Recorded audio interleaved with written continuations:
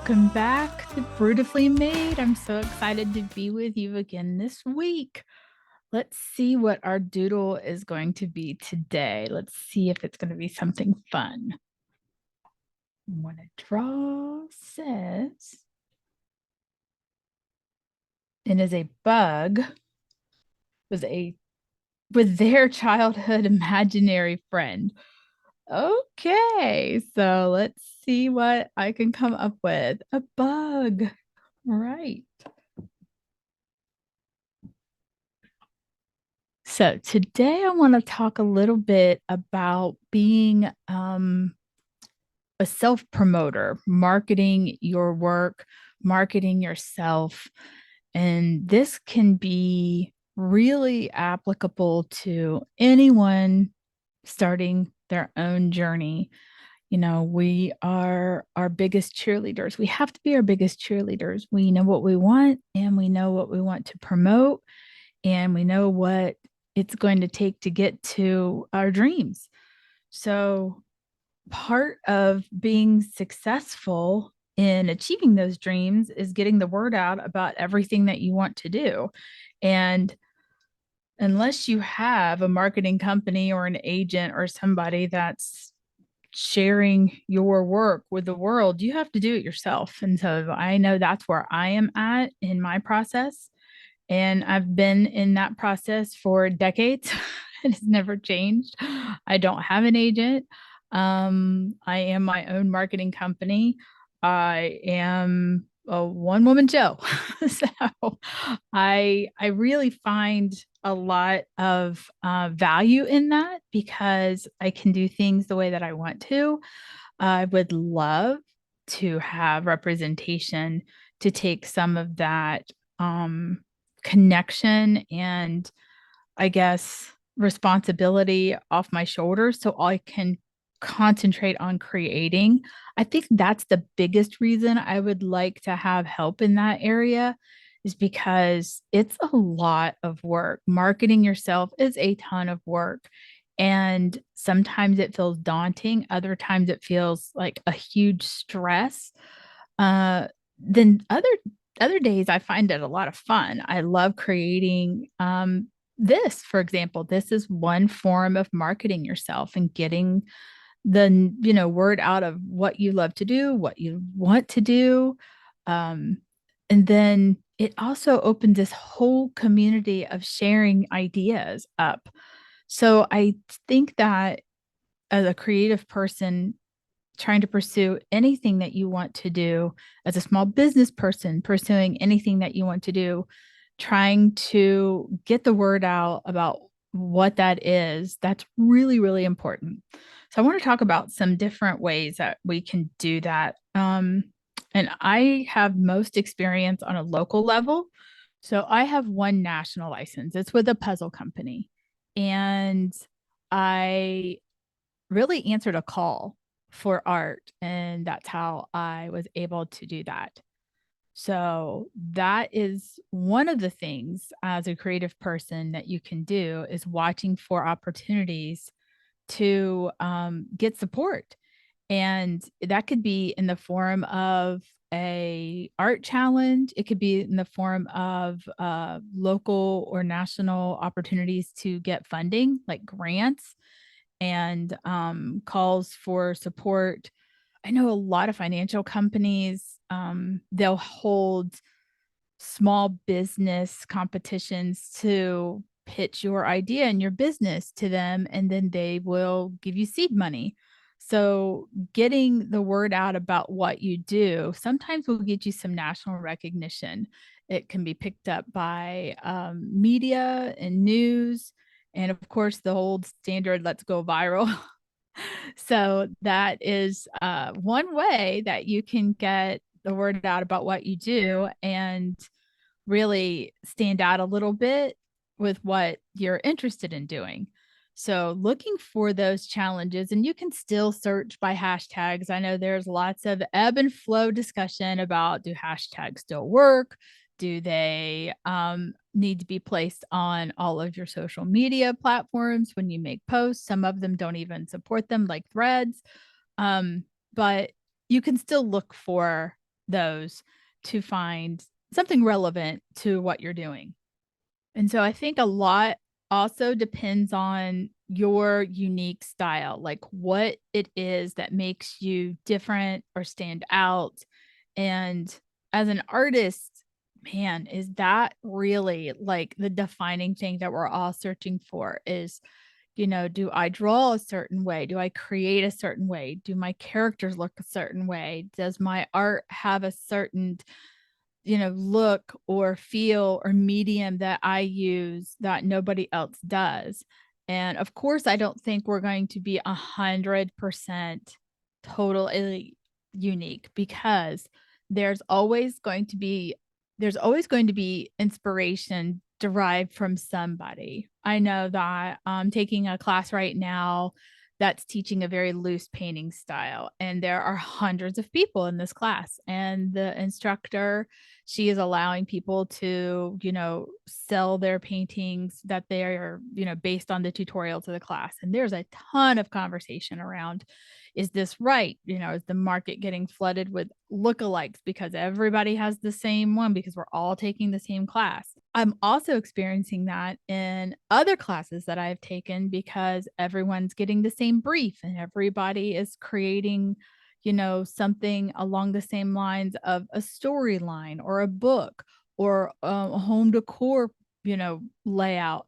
And it's just your version of it. And it's okay that there's 100, circus themed products going out there because all these creative people are taking a class.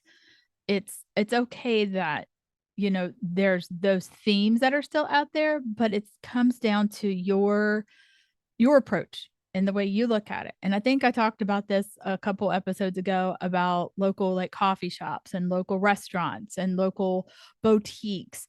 And, oh, there's eight locations and they all sell, similar things. And but your atmosphere may be different and the way that you treat your customers are a little bit different and your hours are a little bit different. Maybe you have an online presence that somebody else doesn't have. Maybe you offer a really cool, a gift with purchase that somebody else doesn't do. You may go live 2 and 3 times a week and share insight to your processes that, another person isn't doing.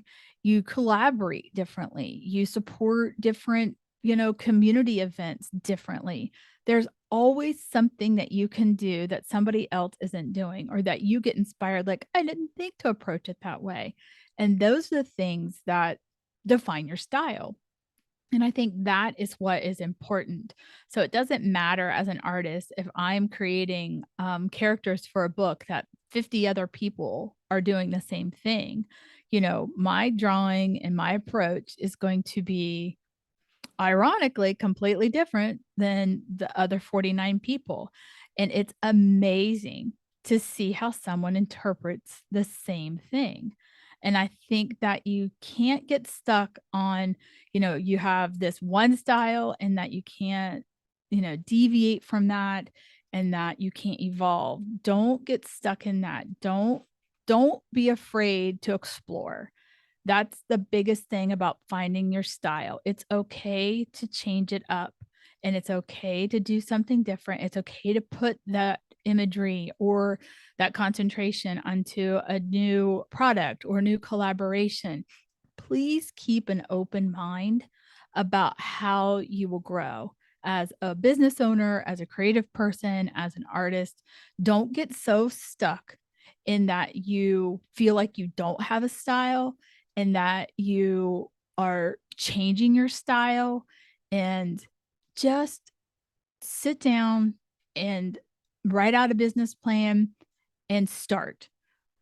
Sit down, start sketching, drawing. You know, it doesn't matter that it may look a little different than something you've done before or that somebody else is doing. Just really trust your instincts. Really just think about what makes you happy and do that, because that's going to be your true style, is what makes you happy. And then you're not comparing yourself to everybody else. Don't do that. Stop doing that. I know when I start to draw, I try not to look at what everybody else is doing.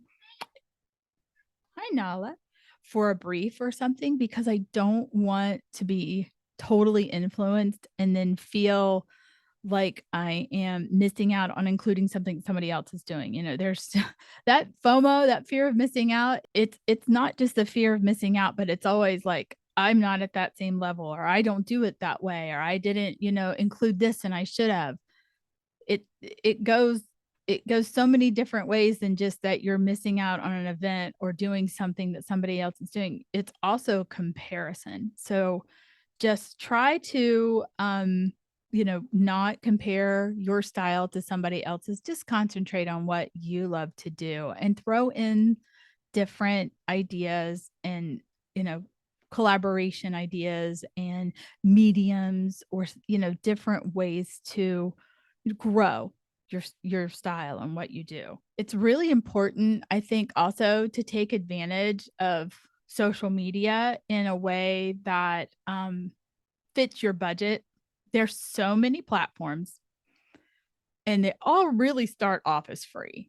So there's different ways that people absorb social media, and you can be on every platform that there is, or you can pick and choose depending on what you're comfortable doing, the level of experience that you have. I always think of Facebook as almost like the yellow pages. I definitely want to make sure that I have a page there, because that can link my contact information, the website, and I can put different announcements on there and really use that as free as possible. I rarely do any kind of advertising on Facebook. So that one I use just because I want the listing, and it's also searched for search engine optimization. So it's just a very basic search, for a business. And so that's definitely like my number one suggestion is, if you're going to be in social media, at least have your business on Facebook and have all that contact information and all your website information and the about information, all of that filled out. So to me, that's, and snag your name, snag your, company name, make sure it's unique, because you can customize that. Again, totally free. So that's my biggest suggestion, is having that platform, secured with your business.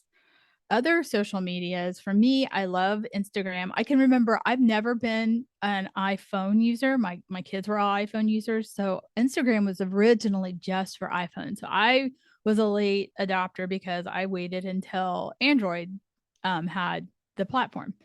So I remember making collages of my boss's daughter's artwork, her photography, into posters for them, because she was on Instagram and they were so good. And she was a teenager and she was taking these beautiful photographs and he loved them. And so when I was making posters for him with her artwork for her to give out for like Christmas gifts.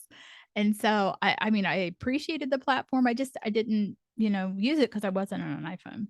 So when Android finally got the platform, that's when I got it. And I love it as a visual artist, as creative person. It's crazy how it's moved from photography and pictures and imagery to more, reels. Of course, that's because of TikTok, and videos, seem to rule. Algorithms are huge on social media. So that is also a reason, because people like to watch the quick videos with sounds and think it's funny and it's engaging. So Instagram is fun. I love doing the reels. I use a lot of templates on there, and that one is a really good one for even small business. Again, you don't have to do any advertising on there. You can just choose to build an audience and use the free platforms, and it's really fun to create like short little snippet videos. People love everything. They love watching you, open your store for the day. They love watching you make a cup of coffee.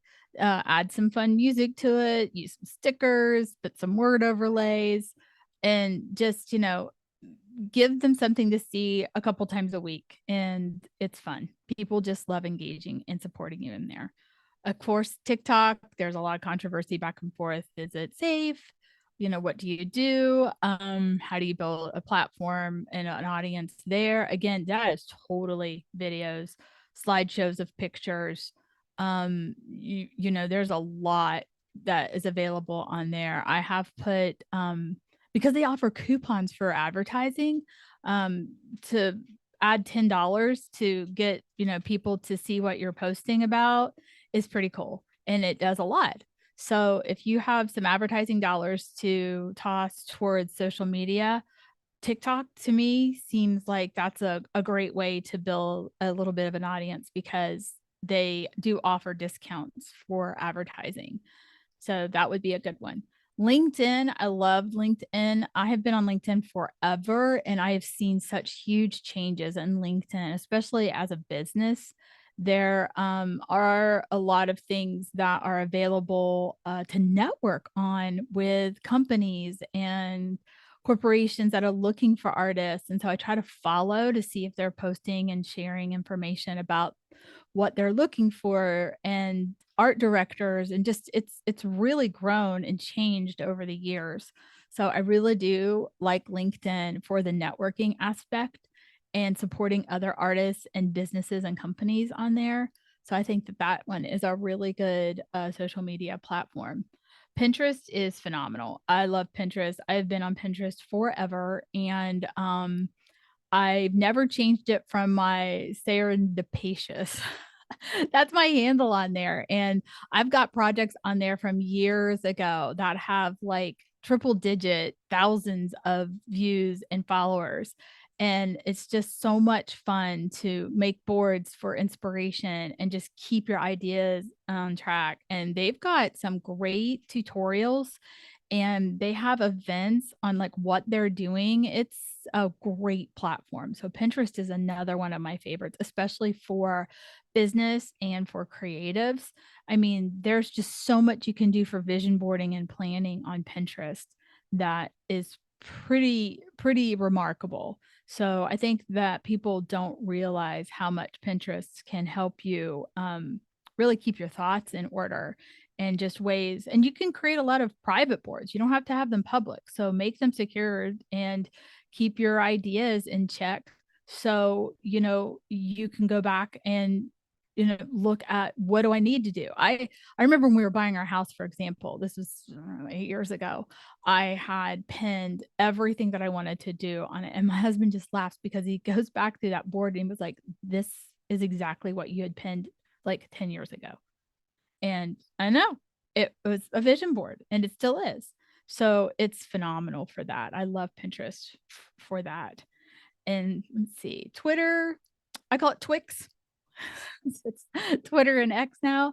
So Twix is so for me. I'll post a couple things on it once in a while, but yeah, it's really changed a lot. I can remember being on Twitter when it first was on and following like Ashton Kutcher when he hit 1 million followers. I was up in the middle of the night waiting for him to hit 1 million. I mean, that was so much fun, but now it's just totally different. And I mean, I'm on it, but I don't really use it as much. Yeah, Nala agrees. It's not that great. Sorry, Twitter users, Twix users. There's a lot going on there. I did join Threads. I did not merge my total Instagram audience though. I'm really frustrated with Instagram on this aspect because I started my creative and Instagram and just followed so many artists, and you're only allowed to follow like 7,500 people. And I know that's a lot. And I just overdid it. And I have like 7,470, and I tried to go in and delete like things that I don't follow really anymore or things that don't really pertain to the art and creative side of my Instagram, and I'll go and like follow them on my personal one, and I cannot delete enough. I mean, it's so frustrating. I can't like reorganize them, and I didn't want to have that whole list over on Threads. So I kind of started from scratch on Threads, but it's interesting. I'm still, playing around with that one, but I am on it. So that's really here nor there for me. So definitely something you could look into just to network and communicate on. but really the other ones that I mentioned are more of my favorites and what I like to be on just to get awareness out. So, social media, definitely use it to your advantage. You can choose to throw money at it if you like. I have so much experience in search engine optimization with Google Analytics and stuff too. Um, but I really don't invest in that for my creative business. Um, just because I choose to use my funds differently, and I'll talk about that.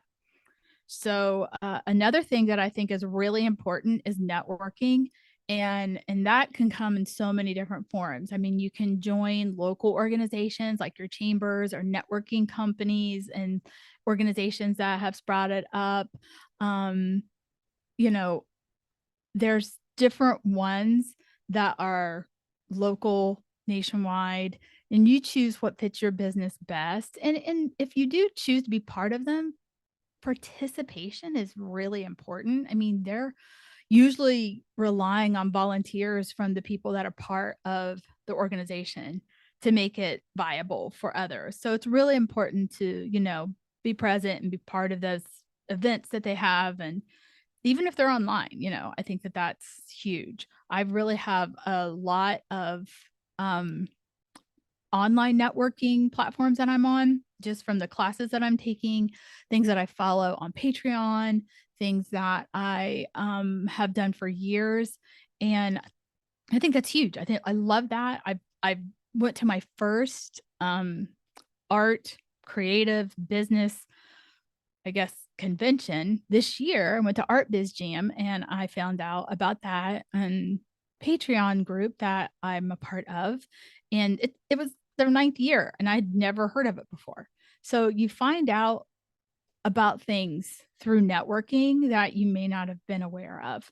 So I think that it's really important to be part of some kind of community like that and do your research on what, your business or your interest in, because there's all kinds of like little circles that you can be part of and Facebook groups and classes and stuff. So do that and engage and, be thoughtful about supporting other people in there and, cheering people on. It's important to be present in that. So if you have an online business and you have a website, there's a lot that you can do with either selling your items on your website. I know there's lots of online marketplaces, eBay and Etsy and different platforms that you can sell on, like Redbubble. I know Society6 just had this big shift with, paying to be on there and such. So there's some that are still, I want to say, free, and then they'll take percentages of what you do. And then there's others that you pay to list your items or you pay a percentage. I've done so many different routes. I've been on all of them.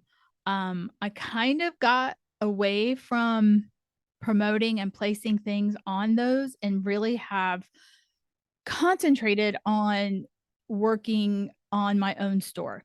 So I have my website and I have my online store, and that has worked really well for me in the last 18 months. So I think that you need to figure out what works best with you with like costs, finances, fees, controlling what you do. Um, Partnering with, if you're going to do your own stuff, like print on demand companies. So there's a lot of research to be done on what you're offering, what you do.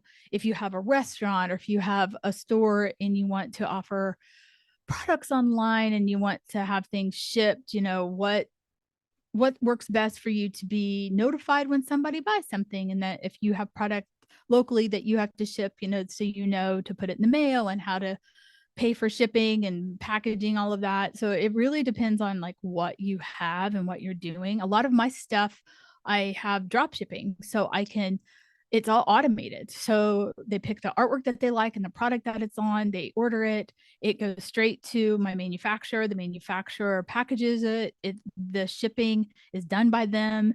All of the packaging and invoicing has my logo, and everything has been set up through those print on demand. So it's very automated because I, one, really don't have the funds to invest in hundreds of inventory and have it not sell. So it helps me to offer things that people want, and then it's just made on demand. And it seemed to work best for me to do it that way. I do have some local organizations and stores that sell my product, and so I buy it in bulk and offer it that way too. So most of the manufacturers I work with allow me to do both. They'll do the drop shipping, but then I can order it in bulk and then offer a little bit different price point to the local organizations. So that's something to think about too if you're, making and doing something. Again, once all that's there, you got to market it. So you go back to your social media platforms and you share, you have this new product, you have this new information out, you have these new hours or whatever. So again, you're really, marketing yourself. And that's another thing is that I want to talk about newsletters. I think it's really important to not rely 100% on social media because you never know. You may end up being on a Twix and it changes and you lose your audience or audience changes. So owning the people that have eyes on what you're doing is so important, in respecting their email or their contact information and not selling it or collecting it or doing, spamming and things like that. It is really, really important to respect that. So I have an email newsletter.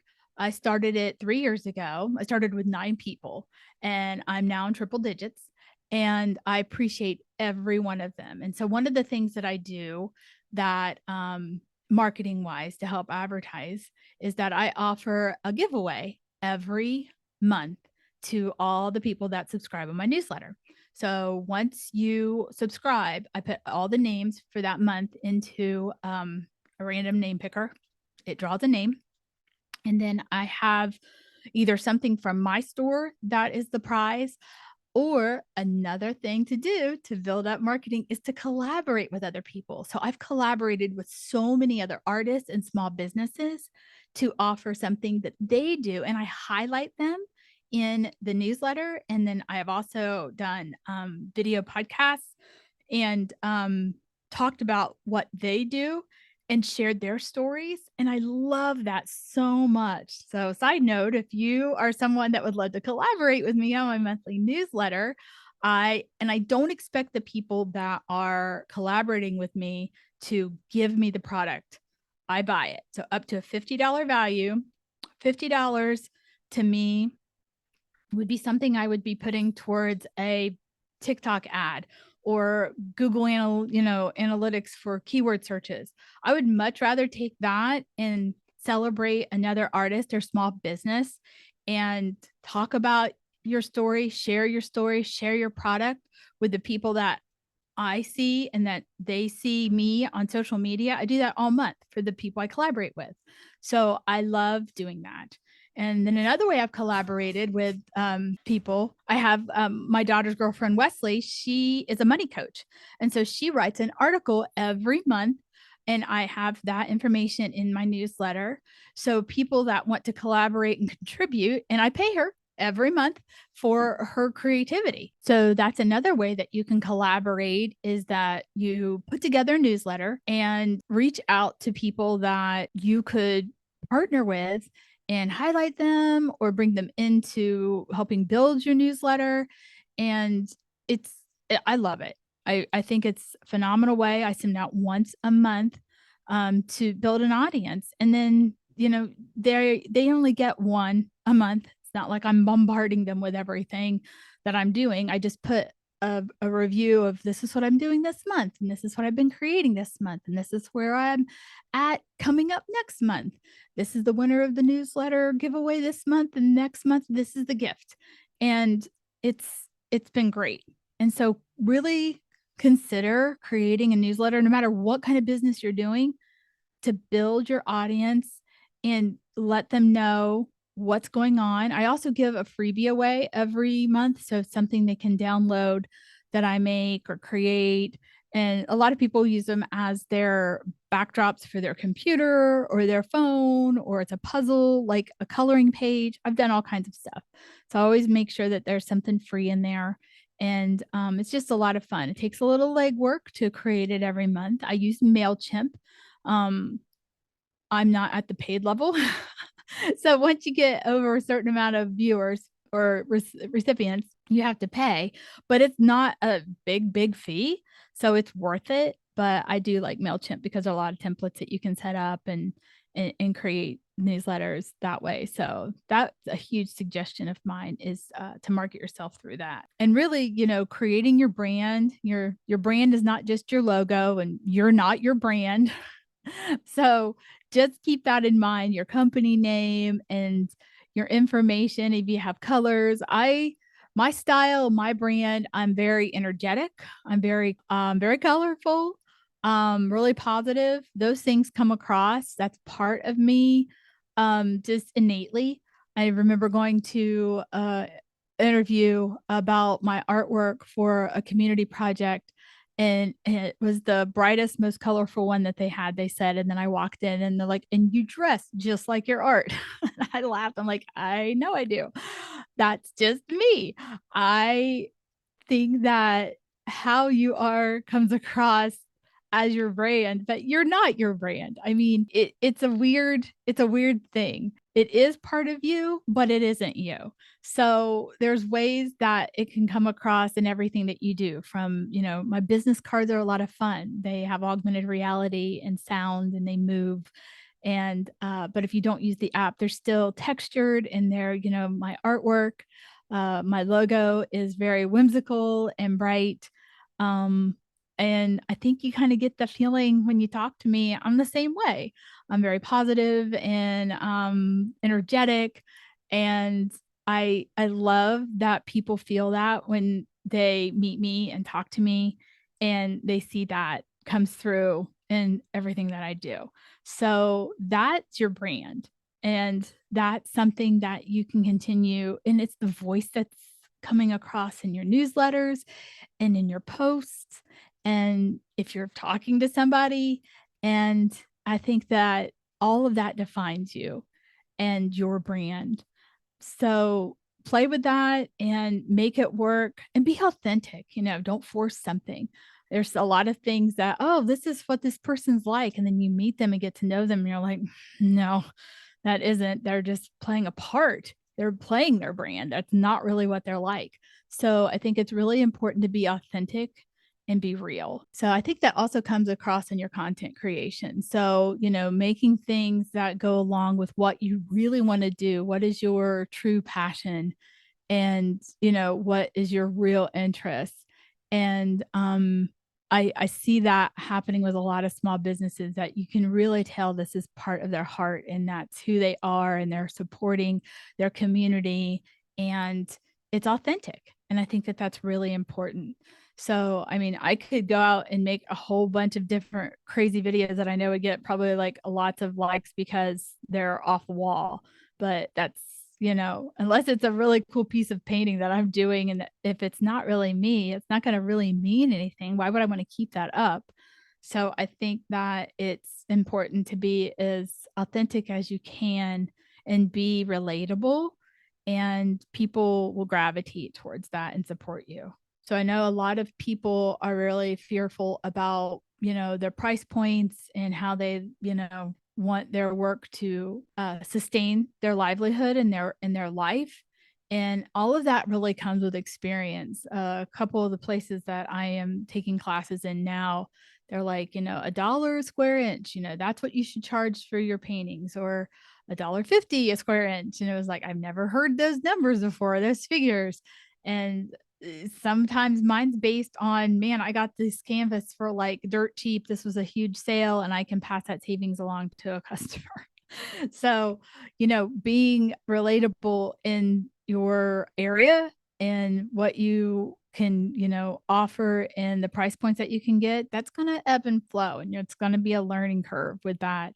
So, marketing your work and making it something that everyone can afford may not be where you're at.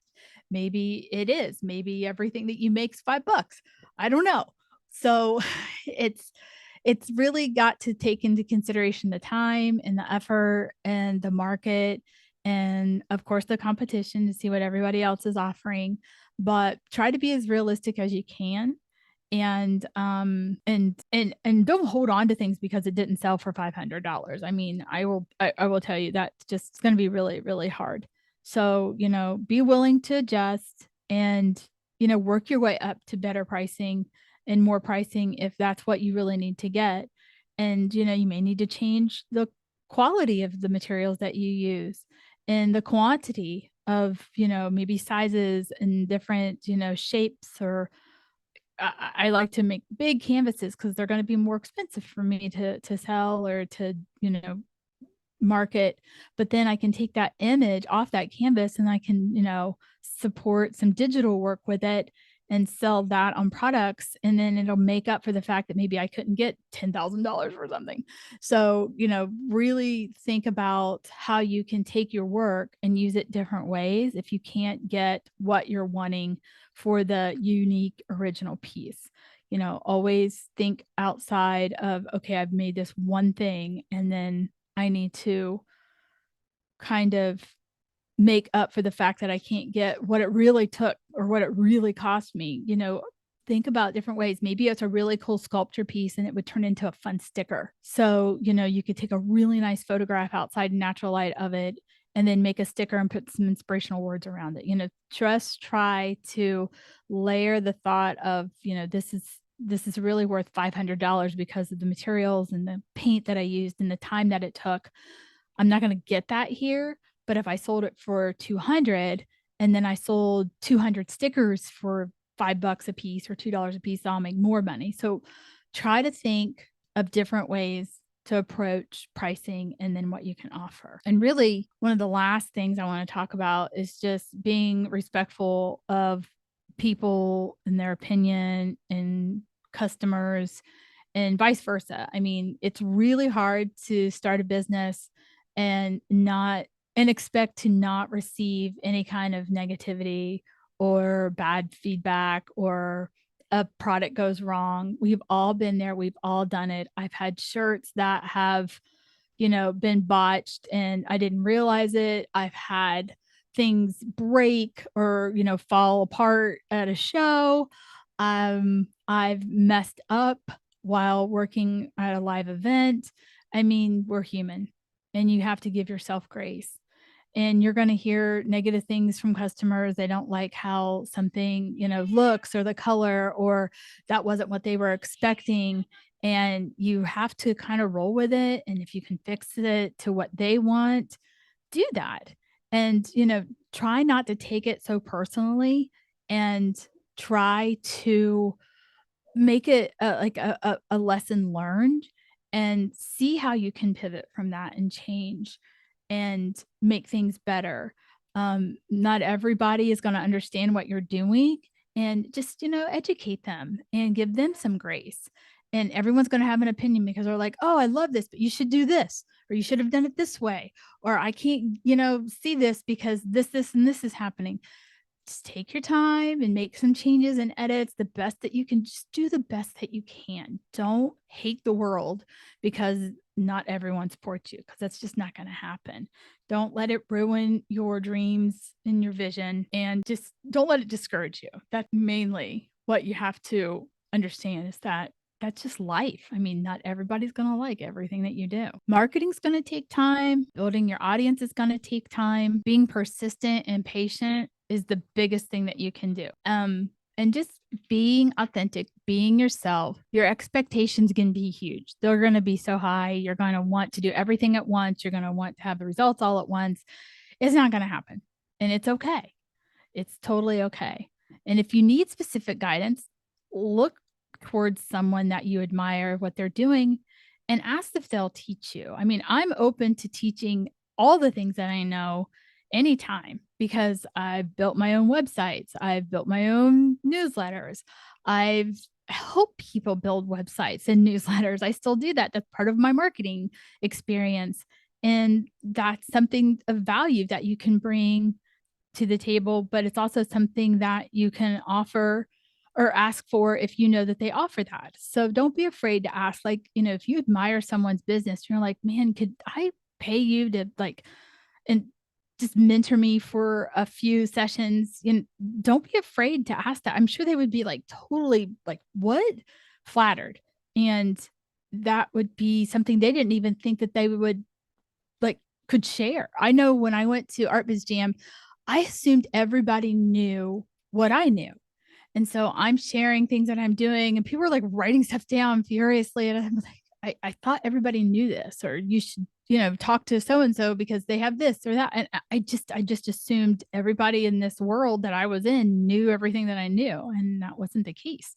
So it's great way again to network and collaborate and to share, and never stop doing that. I'm going to always tell you that. Never stop learning. I know I'm never going to stop learning and sharing. But I hope these ideas for marketing your business and getting kind of like a game plan down, use Pinterest, start a vision board. This is what I want my newsletter to look like. Find newsletters, sign up for different newsletters. It's not going to hurt you to get them in your email box. Look at them for 5 seconds, you know, see what somebody's doing. I mean, they don't have to be huge books, and supporting somebody creatively with a newsletter follow is awesome. And you can always sign up for mine if you're not. If you go to my website, tracydonbrewer.com, it's also brewtifully.com. I have a redirect on mine. So if you type in Brewtifully, it takes you right to my site, but it's my name. And you click on newsletters. All of my newsletters are on there. I always archive them and put them there so you can read the back issues, but the sign up form is right there. So make it easy for people to sign up for your newsletter. And what's cool is that MailChimp helps you do that. They give you a little form. It's all automated. And it's all automated. So that's very helpful. But yeah, I'm available to help. I'm more than happy to do that. So I'm anxious to see and hear from anyone that actually has newsletters and creative ways to market. Drop me a message. I would love to follow along. I'd love to find your newsletter and get that every month, week. Some people are, man, they're just putting a newsletter out every week. That's amazing. I can only do one a month. But yeah, this is weekly, so that's the big thing for me. But yeah, just let me know. I'd love to know. And if anybody wants to collaborate in mine, I think that would be phenomenal. So everything you're doing is beautifully made, and I'm very proud of you and want to support you in any way that I can. So thanks for listening, and I will talk to you next time. Take care. Have a great weekend. Happy Friday. Bye.